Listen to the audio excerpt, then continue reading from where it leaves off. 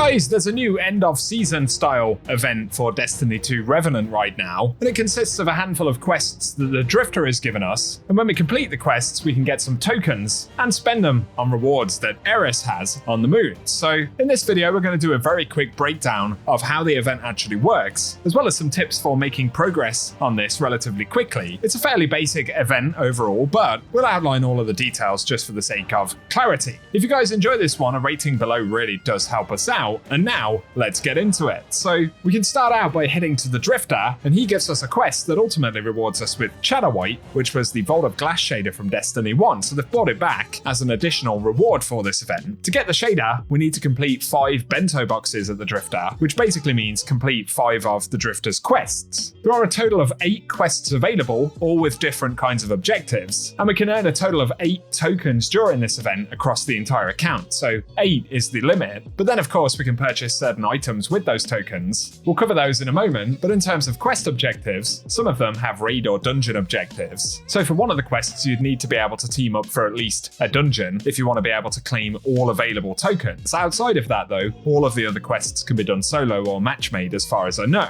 In terms of the rewards that we can get from this event though, there are a handful of currencies, ascendant alloys, shards and exotic ciphers, but we can also buy a stack of Spoils of Conquest, which is 25, and all of these will cost 1 Bento token, but Bungie have said we can buy a maximum of 3 stacks of Spoils of Conquest, so we won't be able to spend all of the tokens on those according to what they've said, and that's a total of 75 spoils overall. Otherwise, a bunch of event mementos are here, and we'll get 1 memento per token. Then we have 3 different Artifice armor sets, and some of them have pretty good stat roll options on them, but for weapons, they will come with fixed rolls. They are indeed Adept weapons though, so things like the Cataphract GL3, you can see all of the rolls in the menu, so we won't cover them again. But there's also the Igneous Hammer Adept, Horror's Least Adept, and the Riptide, and each weapon will cost 1 token. Let me know if those rolls appeal to you down in the comment section. Something else worth mentioning, because it might not be immediately obvious to everyone, but any of the weapons that we get from the Bento token event can be enhanced. So if you want to enhance any of them, that will be possible, and Bungie have also said that drops of these weapons from other sources will also gain the ability to be enhanced. So if you've got any Godroll Igneous Hammers, as long as they were dropped after Season of the Haunted, we should be able to apply that enhancement to them anyway. So that's a sort of side benefit of this event taking place. Now, in terms of making progress with these quests, it turns out not all of them are actually available immediately on week 1. So we have the Master Quest, and then when we look at the Drifters menu, we can see there are 4 quests available right now. All 4 of them can be picked up at the same time, so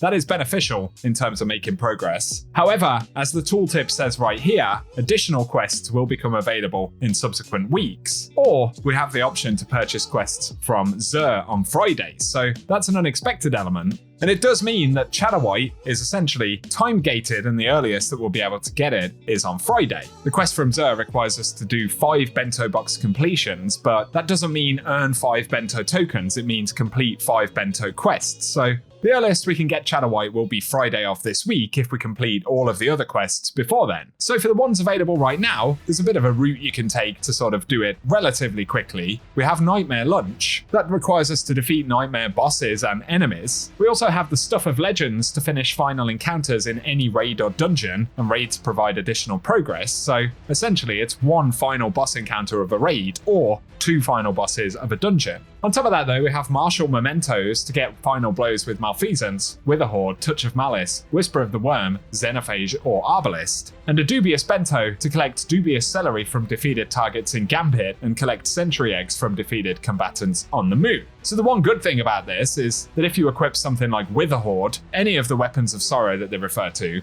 although Witherhoard is a good one because it can get lots of multi-kills, basically throw on Witherhoard, head to Sorrow's Harbour in the Moon. That's the first activity option. It will require 2 complete runs of Altars of Sorrow to get all of the moon activities completed. In this time though, we're able to farm out the kills with Malfeasance to get the Martial Mementos quest step done. Of course, there's also the objective to collect Sentry Eggs from defeated combatants on the moon. So that's 3 3 big chunks of progress we can make at once. On top of Altars of Sorrow, there's the option to complete Nightmare Hunts, and we need to complete 4 of those to finish the Activities quest step. So basically, go and play Altars of Sorrow or run Nightmare Hunts and use Malfeasance a lot, and in probably between 20 and 40 minutes, that will be a bunch of the quest objectives completed. Obviously, the other quest at the moment requires us to defeat targets in Gambit to pick up Dubious Celery. We tested private matches, just for anyone wondering. They don't work, so you'll need to play actual Gambit, but PvE enemies will drop them very quickly. It will take perhaps a few minutes, and then you can essentially wrap up 3 of the quests that are available right now between the Moon and Gambit. So that's the fast part for this week. Otherwise, for final encounters of raids or dungeons, this will depend on which of those activities you prefer, or if you play those activities at all. If you can do the raid checkpoint, it will only require 1. If you're looking at dungeons, obviously there's any of the featured dungeons in the game. Most of the bosses can be defeated fairly quickly if you can pick up a checkpoint or something like that. The same would apply to Shattered Throne, which is a very, very fast boss encounter. If you can get a checkpoint for it, you can defeat that boss twice. It's also going to be the easiest dungeon boss to solo. So that provides an option for players who are willing to get those steps done right now. Otherwise, as we said, more quests will become available next reset, and the tooltip suggests that Xur will also have more quests this Friday. So if you don't want to do the raid or dungeon one, your best bet is to complete the first 3 quests available right now, then pick up a couple more from Xur, or indeed at the weekly reset.